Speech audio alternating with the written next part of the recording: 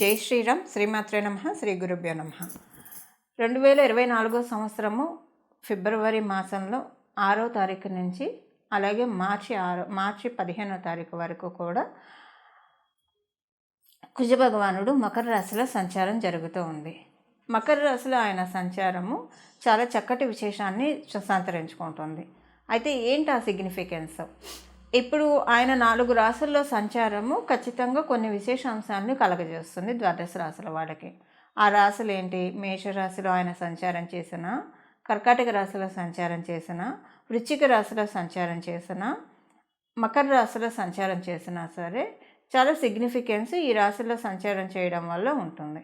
అలాగే ధనుర్మీన రాశుల్లో ఉన్నా సరే ఈ 4 రాశుల్లో కొంత స్పెషల్గా ఫోకస్ ఉంటుందని చెప్పాలి. మరీ ప్రత్యేకించి మకర రాశిలో ఆయన సంచారము మిగతా అన్ని రాశుల కంటే కూడా హైలైట్ అని చెప్పాలి. ఎందుకు హైలైట్ అంటే మకర రాశిలో ఆయనకి కొన్ని దృష్టిలు ఉంటాయి. 3 దృష్టిలు ఉంటాయి. నాలుగవ స్థానం మీద దృష్టి పెడతాడు, సప్తమ స్థానం మీద దృష్టి పెడతాడు, అష్టమ స్థానం మీద దృష్టి పెడతాడు. మకర రాశిలో ఇప్పుడు ఆయన ఉండి 4వ స్థానం అంటే మేషరాశి మీద దృష్టి పెట్టాడు. మేషరాశి అంటే ఆయన స్వక్షేత్రము, అంటే ఆయన రాశిని ఆయన చూస్తున్నారు. అలాగే సప్తమ దృష్టితోటి కర్కాటక రాశిని చూస్తూ ఉన్నారు, అష్టమ దృష్టితోటి సింహరాశిని చూస్తూ ఉన్నారు. ఇప్పుడు ఆయన రాశి మీద ఆయన దృష్టి పెట్టడం చాలా మంచిది. అలాగే కాలపురుషుడి కుండలిలోంచి పరిశీలిస్తే ఈయన దశమ స్థానంలో సంచారము. ఎప్పుడైనా సరే మనకి పంచమహాపురుష యోగాలనే 5 మహాపురుష యోగాలు ఉంటాయి. కొన్ని గ్రహాలు ఈ పంచమహాపురుష యోగాన్ని మనకి ప్రసాదిస్తాయి. అవి కేంద్రాల్లో ఉన్న, కోణాల్లో ఉన్న, లగ్నం నుంచి కావచ్చు, చంద్రుడి నుంచి కావచ్చు, వాటిని మనం పంచమహాపురుష యోగాలు అంటాము. ఇప్పుడు మకర రాశిలో ఆయన పంచమహాపురుష యోగాల్లో ఒకటైన రుచిక మహాపురుష యోగాన్ని ప్రసాదిస్తూ ఉన్నాడు. ఈ రుచిక మహాపురుష యోగము చాలా మంచి యోగము. అంటే ధీరత్వాన్ని మనకి కరేజ్ని ఇస్తుంది, లాడ్ ఆఫ్ కరేజ్ ఇస్తుంది, కాలిబర్ని ఇస్తుంది. ఏదైనా పని చేయాలంటే మనకి లోపల నుంచి ఆత్మస్థైర్యం ఒకటి కావాలి. ఆ పని చేయాలంటే మనకు ఒక సెల్ఫ్ డ్రైవ్ ఉండాలి. సెల్ఫ్ డ్రైవ్ ఉంటేనే దేనికి జంకకుండా బొంకకుండా మన పనులు మనం చక్కగా తీసుకొని వెళ్తాము. అలా చేయనిచ్చే ప్లానెట్ అలా ఎవరైతే చేస్తూ ఉంటారో, ఇప్పుడు చూడండి, కొంతమంది చాలా డేర్ స్టెప్స్ వేస్తూ ఉంటారు, కానీ వాళ్ళకి అవి సక్సెస్ అవుతాయి. ఇప్పుడు కొంతమంది డేర్ స్టెప్స్ వేస్తారు, బొక్కబోర్లో పడతారు. కానీ కొంతమంది డేర్ స్టెప్స్ వేస్తే వాళ్ళకి అది సక్సెస్ రూట్ వెళ్తుంది. వాళ్ళని చూసే వాళ్ళు కొంచెం భయపడుతూ ఉంటారు, వాళ్ళ ఇంట్లో వాళ్ళు కావచ్చు, వాళ్ళ చుట్టుపక్కల ఉన్న వాళ్ళు కావచ్చు. ఇప్పుడు వీళ్ళు ఈ నిర్ణయం తీసుకున్నారు, ఇది కరెక్టా కాదా అని. కానీ వాళ్ళకి అది కరెక్ట్గా రూట్ అవుతుంది. ఎవరికి అలా కరెక్ట్గా రూట్ అవుతుంది? ఎవరికైతే మంగళుడి బలం బాగా ఉంటుందో వాళ్ళకి ఈ విషయం వర్తిస్తుంది. ఇప్పుడు ఇదంతా ఎందుకు చెప్తున్నానంటే, సహజ కాలపురుషుడు కుండలిలోంచి ప్రసాదించే ఈ రుచిక మహాపురుష యోగము ద్వాదశ రాశుల వాడికి కూడా ఏదో ఒక విషయంలో మంచి కరేజ్ ఇస్తుంది, మంచి డ్రైవ్ని ఇస్తుంది. అసలు ఏ విషయంలో డ్రైవ్ ఇస్తుంది, ఏ విషయంలో ఈ కరేజ్ అనేది ఉంటుంది, ఇది మనం ద్వాదశ రాశుల వాళ్ళందరికీ కూడా విడివిడిగా తెలుసుకోవాలి. అలాగే ఎప్పుడైనా సరే దశమ స్థానంలో ఏ గ్రహం సంచారం చేసినా సరే దాన్ని మనం, అంటే అది ఉచ్చ స్థానంలో ఉన్న, స్వక్షేత్రంలో ఉన్న, దాన్ని మనం సింహాసన యోగం అని కూడా చెప్తాము. ఈ మాసంలో, అంటే ఇప్పుడు మనం చేసుకున్న ఈ డేట్స్లో సింహాసన యోగం కూడా చాలా అప్లికేబిలిటీ ఉంది. మరియు ఇప్పుడు మనం తెలుసుకోవాల్సిన ఇంకొక విషయం ఏంటంటే, మకర రాశిలో ఆయన సంచారం జరుగుతూ ఉంది. ఆయన రాశి పక్కన రాశి అయిన కుంభరాశిలో మకర రాష్ట్రాధిపతి సంచారం జరుగుతూ ఉంది.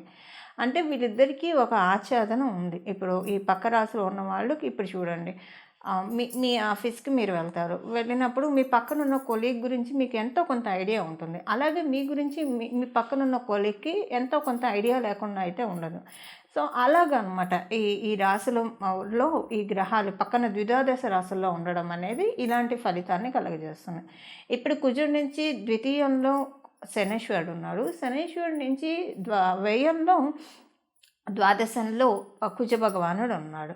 సో ఈ గోచర గ్రహస్థితుల రీత్యా కుజ భగవానుడు చాలా ఫైర్తో ఉన్నాడు, చాలా అగ్రెషన్తో ఉన్నాడు. మకర రాశి అంటే ఆయన చాలా హ్యాపీయెస్ట్ మోడ్లో ఉన్నాడు. ఈ హ్యాపీయెస్ట్ మోడ్లో ఉంటూ ద్వాదశ రాశుల వాళ్ళకి ఎలాంటి ఫలితాన్ని ప్రసాదించబోతున్నాడు? డెఫినెట్గా అందరికీ ప్లస్ పాయింట్సే ఉంటాయి. ఆ ప్లస్ పాయింట్స్ ఏంటి, ఏ విషయాల్లో ప్లస్ అనేది టూకీగా మనం ద్వాదశ రాశుల వాళ్ళందరికీ కూడా తెలుసుకుందాము. అలాగే మీ జన్మజాతకంలో రుచిక మహాపురుష యోగంతో మీరు పుట్టి ఉంటే కనుక ఇది మీకు ఇంకా ప్లస్ అవుతుంది, చాలా మంచి ప్లస్ అవుతుంది. లేదా ఇప్పుడు మీకు కనుక కుజమహాదశ జరుగుతూ ఉంటే, అంటే మంగళుడి దశ కనుక మీకు జరుగుతుంటే ఇప్పుడు ఈ ట్రాన్సిట్ నిస్సందేహంగా ఒక ప్లస్ అవుతుంది. దశానదుడు కాకపోయినా అంతర్దశలో అయినా కుజుడు మీకు ఇప్పుడు కుజమహాదశ కుజ అంతర్దశ జరుగుతున్నా ఇది మీకు ప్లస్ అవుతుంది. మీ జన్మజాతకంలో రుచిక మహాపురుష యోగం ఉన్నా ఇది ప్లస్ అవుతుంది. లేదా మీ జన్మజాతకంలో రుచిక మహాపురుష యోగం లేకపోయినా కుజుడు స్ట్రాంగ్గా ఉంటే కూడా మీకు ఇది వర్తిస్తుంది. ఈ యోగం ఇప్పుడు అంటే మిగతా వాళ్ళతో మనం పోలిస్తే కనుక ఇంకా కొంత 3 5 10 ఎక్కువగా మీకు యోగిస్తుందని అర్థము. ఇక మనము ఒక్కొక్క రాశి వాళ్ళకి ఒక్కొక్క రాశి వాళ్ళకి ఏ ఫలితాన్ని ఆయన ప్రసాదిస్తున్నాడు అన్న అంశాన్ని మనం తెలుసుకుందాం. మీనరాశిలో పుట్టిన వాళ్ళకి ఇది లాభస్థానంలో చోటు చేసుకుంటూ ఉంది. లాభస్థానంలో చోటు చేసుకోవడం ఫైనాన్షియల్గా చాలా మంచి శుభ సమయం.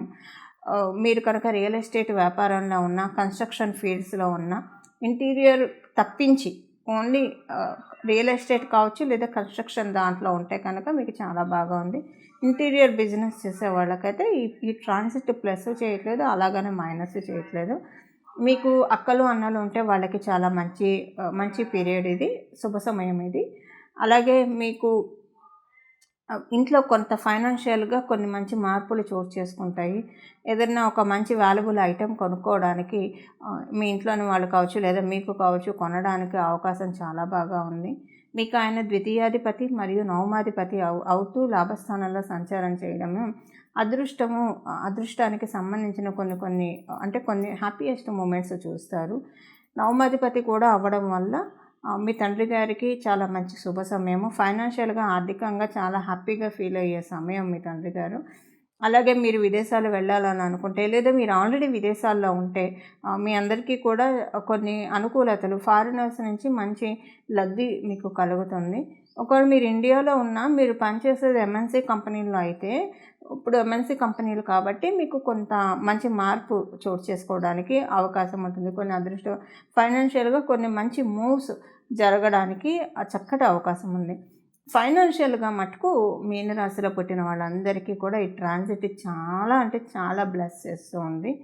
మీ జన్మజాతకంలో కుజబలం బాగా ఉండి మీరు ఆల్రెడీ పుట్టడమే రుచిక మహాపురుష యోగంలో పుడితే కనుక ఇంకా మనం చెప్పనే అవసరం లేదు. చాలా బాగుంటుంది. ఫైనాన్షియల్గా గ్రేట్ ట్రాన్స్ఫర్మేషన్ మీరు డెఫినెట్గా చూసే తీరుతారు. ఒకవేళ మీరు కుజబలంతో లేకుండా పుట్టినా సరే కొంతవరకు మీకు 50% అయితే 40 to 50% ఇప్పుడు చెప్పిన ఈ ఫలితాలన్నీ కూడా వర్తిస్తాయి. చూసారు కదండి, మీ రాశి వాళ్ళకి ఏ ఫలితాలు వచ్చాయి, ఏ ఫలితాలని మంగళుడు ప్రసాదిస్తూ ఉన్నాడు.